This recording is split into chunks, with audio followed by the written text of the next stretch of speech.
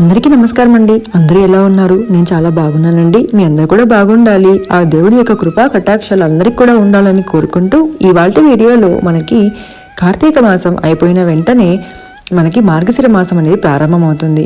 మార్గశిర మాసం అంటేనే శ్రీ మహావిష్ణువు అలాగే లక్ష్మీదేవి యొక్క పూజలని అలాగే వారి యొక్క కృపా కటాక్షాలను పొందే ఈ మాసము. ఈ మార్గశిర మాసంలో వచ్చే మనకి గురువారాలను లక్ష్మీ గురువారాలు అని, లక్ష్మీ వారాలు అని అయితే అలా పూజించడం వల్ల స్త్రీ యొక్క మాంగళ్య బలం అనేది బలంగా ఉంటుంది అని, అలాగే ఎటువంటి ఇబ్బందులు లేకుండా ఆ ఇల్లు లక్ష్మీ కటాక్షంతో ఉంటుంది అని మన పెద్దల నమ్మకం. అయితే మనకి మొదటి వారం అయితే డిసెంబర్ 5వ తేదీ మనకు రాబోతుంది. ముఖ్యంగా పాటించవలసిన నియమాలు, అలాగే ఉపవాసం ఉండల్లా పెట్టవలసిన నైవేద్యం ఏమిటి, వ్రతకథ, దాంతో పాటుగా పీఠం అనేది తిరిగి ఎప్పుడు కదపాలి, తిరిగి మళ్ళీ మనం పెట్టాలి అనుకుంటే ఎటువంటి పూజ నియమాలని పాటించాలి, ఇవన్నీ కూడా డీటెయిల్డ్గా ఎక్స్ప్లెయిన్ చేస్తానండి. మీరు వీడియో అనేది ఎక్కడ కూడా స్కిప్ చేయకుండా. శ్రీ దుర్గాదేవి కాళీమాత యొక్క ఆశీస్సులతో శివరామరాజు గారు ఫోన్లో ఎటువంటి సమస్యలైనా కూడా మీకు ఫోన్లోనే చెప్తారండి. అది ప్రేమ సమస్యలు కానివ్వండి, పిల్లలు పెద్దల మాట వినకపోవడం, సంతానం, పెళ్లి సమస్యలు, ధన సమస్యలు, ధనం నిలకడగా లేకపోవడం, ఆస్తి సమస్యలు, కోర్టు వాయిదాలు, ఇలా స్త్రీ పురుష వశీకరణ, అత్తమామలు భేదిస్తున్నా, భార్య భర్త మాట వినకపోయినా, భర్త భార్య మాట వినకపోయినా, ఇవన్నీ కూడా శివరామరాజు గారు ఫోన్లోనే మీకు చెప్తారని నమ్మకంతో కాల్ చేయండి. మార్గశిర గురువారాలు అంటే లక్ష్మీదేవిని పూజిస్తాం. అయితే ఈ లక్ష్మీదేవిని పూజించినప్పుడు మనకు 5 నైవేద్యాలు, 5 గురువారాలు ఉంటాయండి. మార్గశిర మాసంలో 4 గురువారాలు మనము చేసుకుంటే 5వ వారము అనేది పుష్యమాసంలో వచ్చే గురువారం రోజున మనము చేసుకోవాలి. 5 వారాలకు కాను 5 నైవేద్యాలు అనేవి డిఫరెంట్గా అయితే ఉంటాయండి. అవి కూడా నేను వీడియోలు అనేవి చెప్తాను. అలాగే ఉపవాసం ఉండాలా, నియమాలు పాటించాలా, పీఠం అనేది ఎప్పుడు కదపాలి, ఇవన్నీ కూడా చూద్దామండి. ముందుగా ఈ పూజ చేసేవారు ఉదయాన్నే లేవాలి. అలాగే ఉదయం లేచి బుధవారం రోజు రాత్రే మనం ఇలా గడపననేది చక్కగా అలంకరించుకొని అమ్మవారి పాదాలను ఖచ్చితంగా పూజలో వేయాలండి. ఆ తర్వాత నెక్స్ట్ రోజు ఉదయమే లేచి, మీరు ఇక్కడ వీడియో చూస్తున్నట్లయితే నేను పూజకని సిద్ధం చేసుకొని గడపను పూజించాను కదా, అక్కడ పాదాలు కదిలినట్టుగా ఉన్నాయి. అంటే అమ్మవారు వచ్చింది అన్నట్టుగా భావన అన్నమాట. అది మనకి ఏ జంతువు చేసినప్పటికీ కూడా కానీ అమ్మవారు వచ్చిందనుకొని నేను భావిస్తున్నాను. చాలా సంతోషంగా కూడా నాకు జరిగింది. అయితే ఇలా పూజించాలండి. ముందుగా గడప దగ్గర దీపారాధన చేసిన తర్వాత మాత్రమే పూజన చెయ్యాలి. ఆ తర్వాత తులసి కోట దగ్గర కూడా దీపారాధన చెయ్యాలి. ఆ తర్వాత దేవుడి గది దగ్గర మనకి గడప ఉంటుంది కదండి, అక్కడ కూడా చేయాలి.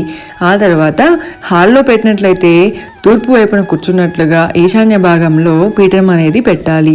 లేకపోతే దేవుడి గదిలో పెట్టినట్లయితే మీరు దేవుడి గదిలోనే తూర్పు వైపుగా పెట్టుకోవాలి.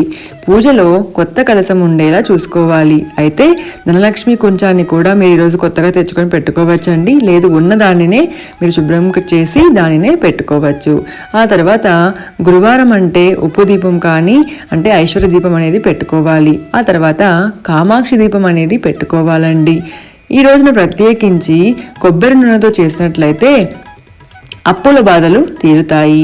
ఆవు నెయ్యితో మనం దీపారాధన చేసినట్లయితే మోక్షప్రాప్తి అనేది లభిస్తుంది. నువ్వుల నూనెతో చేసినట్లయితే ధనలాభం అనేది చేకూరుతుంది, శత్రు వినాశనం అనేది మనకి కలుగుతుంది. ఇలా మీకు ఏది కావాలంటే ఆ నూనెతో దీపారాధన చేయండి. కొబ్బరి నూనె లేదా ఆవు నెయ్యితో దీపారాధన అనేది శ్రేష్టమండి. అలాగే ఇలా దీపారాధన చేసేటప్పుడు పీఠం అనేది మీరు ఎర్రని జాకెట్ అయినా పెట్టి పీఠం అనేది వేయవచ్చు. లేదు అనుకుంటే మామూలు పీఠంకి పసుపు రాసి దానిపైన అమ్మవారి పాదాలు అనేవి చాలా ముఖ్యమండి. ఖచ్చితంగా మీరు అష్టదళ పద్మాన్ని అలాగే అమ్మవారి పాదాలను ఖచ్చితంగా మీరు ముగ్గు రూపంలో వేయాలి. అలాగే ఈ రోజున ఉపవాసం ఉండాలా అంటే పూజ చేసేంత వరకు కూడా ఉపవాసం ఉంటే చాలండి. తర్వాత మీరు సాత్విక ఆహారాన్ని తీసుకోవచ్చు. నాన్ వెజ్ అనేది తినకూడదు. అలాగే పిల్లలతో అర్చడము, ఇంట్లో వాళ్ళతో కొట్లాడటము, ఊరికే పక్కన వాళ్ళ గురించి చెప్పుకోవడము అలాంటివి చేయకూడదు. అలాగే ఈ రోజున తలంటు స్నానం చేసేటప్పుడు షాంపూ అనేది వేయకూడదండి. అలాగే తలకి నూనె అనేది రాయకూడదు. ఈ పూజ చేసేంత వరకు కూడా తలను అనేది దువ్వెనతో దువ్వుకోకూడదు. అంటే ఆ ముందు రోజునే మీరు షాంపూతో తలస్నానం చేసేసి ఆ రోజున అంటే గురువారం రోజున ఉదయాన్నే మామూలు నీళ్లతో స్నానం చేయాలి. అలాగే దువ్వెంతో దువ్వుకోకుండా మామూలుగా హెయిర్ బ్యాండ్ అనేది వేసేసుకొని పూజ అనేది చెయ్యాలి. ఉపవాసం అయితే పూజ అయ్యేంత వరకు ఉంటే చాలండి. అలాగే మొదటి వారం అనేది నైవేద్యము మనకు పులగం అనేది పెట్టాలి. పులగం అంటే బియ్యం పెసరపప్పు వేసిన పోపు పెట్టిన పులగం అండి. చూడటానికి పొంగల్లాగే ఉంటుంది, కాకపోతే 1కి 3 నీళ్ళు అనేవి వేసి 1 గ్లాసు బియ్యము 1 అరకప్పు పెసరబ్యాళ్ళు అనేవి వేసి మనం వీటిని చెయ్యాలి. పులగం అనేది మీరు యూట్యూబ్లో కొడితే మామూలుగానే వస్తుందండి. దాంతోపాటుగా పాలని పెట్టాలండి. అమ్మవారి దగ్గర కాచి చల్లార్చిన పాలని వెండి గిన్నెలో ప్రత్యేకించి పెట్టినట్లయితే చాలా మంచిది. లేదు అన్న వాళ్ళు మీ దగ్గర ఏవి ఉంటే పెట్టండి, స్టీల్ గ్లాస్ మాత్రం అసలు పెట్టకండి. అలాగే ఇలా పాలలో కొంచెం చక్కెర కానీ కలకండ కానీ వేసి దాంతోపాటుగా కుంకుమ పువ్వును వేసినట్లయితే చాలా మంచిదండి. అలాగే పూజలో ప్రత్యేకించి కామాక్షి దీపాన్ని కానీ ఉప్పు దీపాన్ని కానీ ఐశ్వర్య దీపాన్ని కానీ లేదు అంటే తమలపాకు పైన దీపాన్ని పెడితే కూడా చాలా మంచిది. ఇది పూజా నియమాలండి. అయితే ముందుగా మనం గణపతిని తప్పకుండా పూజించాలండి. ఏ పూజకైనా గణపతి ఆరాధన చాలా ముఖ్యం. ఆ తర్వాత మాత్రమే మనం ఏ దేవుడికైనా పూజలు అనేవి చేయాలి. గణపతికి చక్కగా పంచోపచార పూజలు అనేవి చేసి ఆ తర్వాత అమ్మవారికి పూజలు అనేవి చెయ్యాలి. ఈరోజు పూజలో కొత్త సేరుతో బియ్యాన్ని కొలచి దానిపైన పోక చెక్కని అంటే ఒక వక్క ఉంటుంది కదండి, ఆ వక్కని దాని మీద పెడతారండి. అలా లేని వాళ్ళు మామూలుగా ధనలక్ష్మి కుంచానైనా పెట్టి పూజ చేసుకోవచ్చు. ఇలా కలశంలోని నీటిని పూజా ద్రవ్యాన్ని సంస్కృక్ష, ఆత్మాని సంస్కృక్ష, దేవం సంస్కృక్ష అని అన్నిటిపైన చెల్లాలి. ఆ తర్వాత మనము అమ్మవారికి ఒకసారి అద్దం చూపించాలండి. ఇంత అందంగా మనం అమ్మవారిని అలంకరించాం కదా, అమ్మ కూడా చూసుకోవాలి కదా ఎలాగ ఉందో. కాబట్టి అమ్మవారికి కూడా ఒకసారి అద్దం అనేది చూపించాలి. ఆ తర్వాత ధూపం, దీపం, నైవేద్యం, కర్పూర నీరాజనం, అలాగే తాంబూలం ఇవన్నీ కూడా సమర్పించాలి.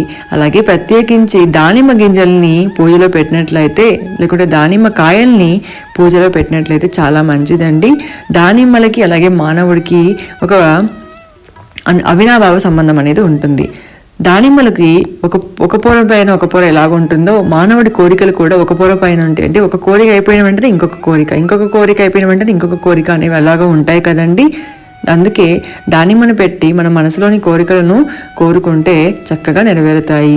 మనం ఏమీ కోరుకోకపోయినా ప్రశాంతంగా మన దేవుడికి పూజ చేస్తే చాలండి, మన కోరికలన్నీ కూడా నెరవేరుతాయి. ఇలా అన్నీ అయిపోయాక మనము అష్టోత్తరం అనేది చెప్పుకోవాలండి. లక్ష్మీ అష్టోత్తరం అనేది ప్రత్యేకించి చిట్టి గాజులతో కానీ తామర గింజలతో కానీ లక్ష్మీ గవ్వలతో కానీ గోమతి చక్రాలతో కానీ కాయిన్స్తో కానీ గురువింద గింజలతో కానీ ఏవైనా లక్ష్మీప్రదమైనవి ఇవేవి మా దగ్గర లేవు అంటే ఒక తమలపాకు తీసుకొని దానిపైన కుంకుమతో కుంకుమార్చన లాగా ఒక్కొక్క అష్టోత్తరం చెప్పుకుంటూ మీరు పూజ అనేది చేసుకోవచ్చు. ఇవే కావాలి అవే కావాలి అనే ఆడంబరాలు మనకు అవసరం లేదండి. భక్తితో శ్రద్ధతో చేస్తే చాలు. కాకపోతే కొన్ని వస్తువులు అనేవి దైవాకర్షణ అలాగే లక్ష్మీ ఆకర్షణ కలిగిస్తాయి కాబట్టి మనం కొన్నింటిని తెచ్చుకుంటే మంచిది. అంటే మన బడ్జెట్ను బట్టి మనకి మరీ ఖర్చు ఎక్కువలు పెట్టి మనం తెచ్చుకోకుండా మామూలుగా అనేది చేసుకోవచ్చు. ఇప్పుడు కర్పూర నీరాజనం అమ్మవారికి సౌభాగ్య లక్ష్మీ రావమ్మ అంటూ కర్పూర నీరాజనం అనేది ఇవ్వాలి. ఈ రోజు అంతా కూడా ఇలాగే పెట్టాలండి. అంటే గురువారం శుక్రవారం అనేది పీఠం కదలపకూడదు కాబట్టి శనివారం అనేది పీఠం మనం కదపాలి. శనివారం ఉదయాన్నే లేచి స్నానం చేసి మళ్ళీ దీపారాధన చేసి దీపం కొండెక్కిన తర్వాత మనం పీఠం అనేది కదపాలి. మళ్ళీ తిరిగి గురువారం పెట్టిన రోజు మామూలుగా మళ్ళీ పీఠాన్ని పెట్టి మళ్ళీ మనము చేసుకోవచ్చు. అదే పీఠాన్ని మళ్ళీ ఒక్కొక్క వారం పెట్టకూడదండి. ఇలా పూజ అంతా కూడా అయ్యాక వ్రతకథ అనేది ఉంటుంది. ఆ వ్రతకథను నేను లింక్ అనేది డిస్క్రిప్షన్ బాక్స్లో ఇస్తానండి. ఎందుకంటే వ్రతకథ చెప్తే చాలా పెద్దగా అయిపోతుంది, ఇప్పటికే లెంతీ వీడియో అయింది కదా. సో నియమాలన్నీ ఇవ్వండి. సో మొదటి వారం పులగం పెట్టాలి, ఉపవాసం పూజ చేసేంత వరకు ఉండాలి, నైవేద్యము మనము ఉదయాన్నే లేచి పూజలో పెట్టాలండి. ఆ తర్వాత మనము ఎటువంటి ఇబ్బందులు లేకుండా తలస్నానం అనేది చేసి ఆ తర్వాత పూజలు చేయాలి. అలాగే సాయంత్రం కూడా గడపలకి పూజ చేసి గడపకు హారతి ఇచ్చి ఇంట్లో కూడా దీపారాధన చేసి ఇంట్లో మనం దీపారాధన చేసిన తర్వాత మళ్ళీ హారతులు ఇచ్చి పూజ అనేది చేయాలి. మరి ముత్తైదువులకి తాంబూలం అనేది మీరు మొదటి వారం ఏ వారానికి ఆ వారం ఇచ్చినా పర్వాలేదండి. లేదు అంటే అన్ని వారాలు అయిన తర్వాత 5వ వారం 5 మంది ముత్తైదువులను పిలిచి అలాగైనా ఇవ్వవచ్చు. అది మీ సౌకర్యాన్ని బట్టి మీరు తాంబూలం అనేది ఇవ్వచ్చండి. ప్రత్యేకత అంతా చదువుకున్న తర్వాత మంత్రపుష్పం అనేది మనం చెప్పుకొని ఒక మంత్రాన్ని చెప్పుకున్న తర్వాత ఆ పుష్పాన్ని అమ్మవారి పాదాల దగ్గర పెట్టి ఒక పుష్పాన్ని కానీ అక్షింతలు కానీ మన తలపైన శిరస్సున ధరించాలి. అలాగే ఈ రోజున మనము పూజ అయిన తర్వాత కూడా తలతో దువ్వెన అనేది దువ్వకూడదండి. అలాగే నూనెను కూడా ఎట్టి పరిస్థితుల్లో కూడా ఈ రోజు పెట్టకూడదు. బ్రహ్మచర్యం అనేది పాటిస్తే చాలా మంది కలశం పెట్టాలి అంటారండి. కలశం పెట్టాలని పూజ నియమంలో లేదు. మీకు పెట్టాలి అనిపిస్తే పెట్టవచ్చు, లేదు అంటే కలశం లేకుండా అయినా చేయవచ్చు. మరి 4 వారాలు తప్పకుండా చెయ్యాలా అంటే 4 వారాలు మీకు కుదిరితే చెయ్యండి, 3 వారాలు కుదిరినా చెయ్యండి, అన్ని వారాలు 5 వారాలు కుదిరినా ఒక వ్రతం లాగా చెయ్యండి. చాలా మంచిది. వరలక్ష్మి వ్రతం ఎలాగ చేస్తామో అంతకంటే ఎక్కువ విలువైన ప్రాధాన్యతమైన ఈ మార్గశిర గురువారం లక్ష్మీ పూజ అండి. తప్పకుండా అందరూ కూడా చేసుకోండి. అందరూ కూడా బాగుండాలని కదండి, కాబట్టి ఈ పూజను చేసుకుంటే చాలా మంచిది. అలాగే ఒక్క వారమైనా కూడా మార్గశిర మాసంలో మీరు చేయడానికి ట్రై చేయండి. అలాగే ఈ మాసంలో మార్గశిర మాసంలో ఇంటికి వచ్చిన ఏ ముత్తైదువును కూడా ఒట్టి చేతులతో అలాగే పంపించొద్దండి. కనీసం పసుపు కుంకుమని వాళ్ళకి ఇవ్వండి. మనము గోరంత పసుపు కుంకుమని మనం దానంగా ఇస్తే కొండంత మాంగళ్య బలాన్ని మనము చేకూర్చుకుంటాము ఈ మార్గశిర మాసంలో. ఇదండి ఇవాళ వీడియో. నచ్చితే లైక్ చేయండి, షేర్ చేయండి. అలాగే మరిన్ని మంచి విశేషమైన భక్తి వీడియోస్ కోసం మన ఛానల్ని సబ్స్క్రైబ్ చేయడం మాత్రం మర్చిపోకండి. అందరూ కూడా బాగుండాలి, అందులో మనం కూడా ఉండాలని కోరుకుంటూ సర్వేజన సుఖినో భవంతు.